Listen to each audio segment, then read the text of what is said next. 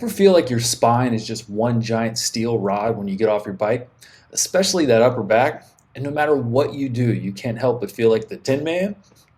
I'm Coach Matt Pippin, and today I'm going to show you a quick exercise you can do anywhere that is all about getting your upper back to move freely again, so keep watching.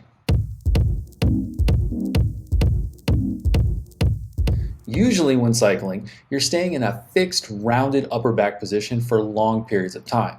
Now this is ideal for proper cycling mechanics. However, being in one position for this long will cause all the tissues around your upper back to get stiff.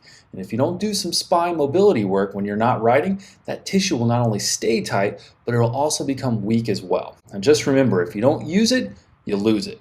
When we talk about the upper back, your first instinct is to probably flex your upper back, or you're going to hop on the ground and do some cat-cow like movements. But the spine has the ability to not only flex and extend, but also laterally flex, kind of like this. So you see I'm tilting my body side to side, that's lateral flexion of the spine. Now this crucial movement is the missing ingredient to finally saying goodbye to upper back pain and discomfort. Plus, lateral flexion in particular is a really important movement for cyclists because when you're crushing that brutal hill and your body is flexing side to side like so, freedom of movement sets the platform that allows those hips to generate more force. So give this exercise from my Strong and Mobile Cyclist program a try either before or after your next ride to get that upper back moving and grooving. No equipment is needed, but you will need a wall to stand next to.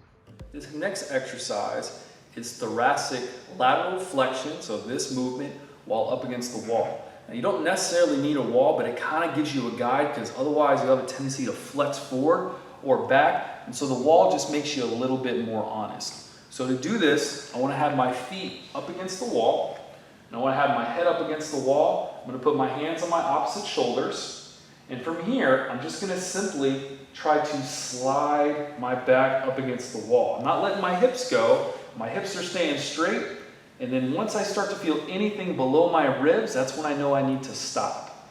So that's one here, and I'm going to slide back the other way.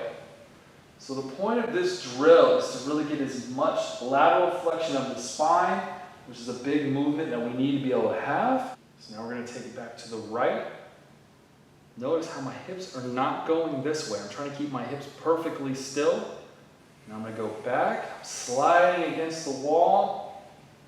I should feel my obliques a little bit, just a smidge, but I want to just try and keep it all in my, kind of right underneath my armpit. Side to side. Let's go one more each way for a total of 5.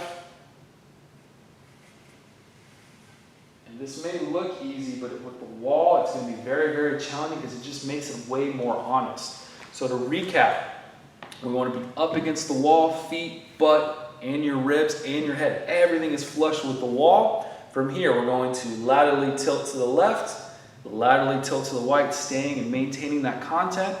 And then we don't want our hips to go side to side. A great place to start with this exercise is just 10 reps each way. You can't get much easier than that. Now, if you enjoyed today's coaching and you want even more mobility goodness, check out my 3 must-have mobility moves in the link below. They include 3 of my all-time favorite exercises to target the shoulders, spine, and hips. And trust me, you're gonna love them. It's completely free, so check it out. Until next time, remember to be strong, be mobile.